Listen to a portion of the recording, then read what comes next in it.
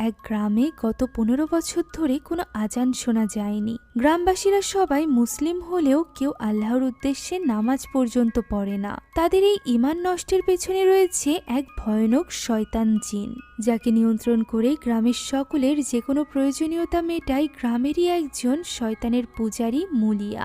এরই মাঝে আকস্মিক এক রাতে মুলিয়া খুন হয়। ফলে এখন মালিকহীন এই জিনের প্রকোপ পড়তে শুরু করে গ্রামবাসীর উপর, যার মধ্যে ফেঁসে যায় মাদ্রাসার 3 ইমানদার ছাত্রছাত্রী।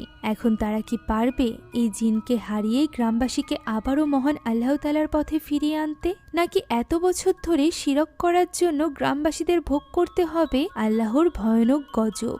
জানতে হলে দেখতে হবে আজকের এই ইন্দোনেশিয়ান ইসলামিক হরর মুভি, যার নাম থাগাট। তো চলুন আর দেরি না করে এখনই সরাসরি চলে যাওয়া যাক গল্পে। গল্পের শুরুতে আমরা ইন্দোনেশিয়ার একটা গ্রামের রাতের দৃশ্য দেখতে পাই। আজকের রাতটাও বাকি গ্রামবাসীদের জন্য একটা সাধারণ রাতের মতোই ছিল। যে যার কাজ শেষ করে দোকানপাটি বন্ধ করে বাড়িতে চলে যায়। তবে আজকের রাতের ঘটনায় যে তাদের জীবন পুরোপুরিভাবে পরিবর্তন হয়ে যাবে তা তারা ভাবতেও পারেনি।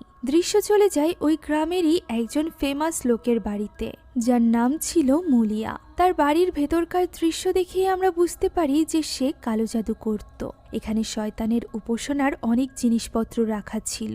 এখানে আমরা মৌলিয়ার একজন শীর্ষ লামকে দেখতে পাই, যে কিনা মৌলিয়ার ছবির সামনে একটা পাত্র রাখে। এই পাত্রেও হয়তোবা কালো জাদুরই জিনিসপত্র ছিল। আর এরপর লাম একটা বই হাতে নেয়, যে বইয়ের ভেতরে একটা চাবি রাখার জায়গা ছিল।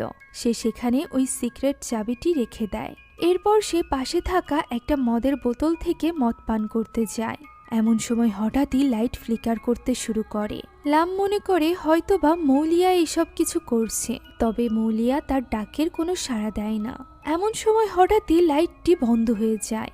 এতে করে লামের কিছুটা সন্দেহ হয়। সে টর্চ লাইট জ্বালিয়ে বাড়ি থেকে বেরিয়ে আসে এবং বাইরে এসে মৌলিয়াকে খুঁজতে আরম্ভ করে। যেখানে হঠাৎই পাশের আক্ষেপ থেকে সে কিছু আওয়াজ শুনতে পায়, যা শুনে সে আস্তে আস্তে তার ভেতরে প্রবেশ করে এবং দেখতে থাকে মৌলিয়া আসলে কোথায়।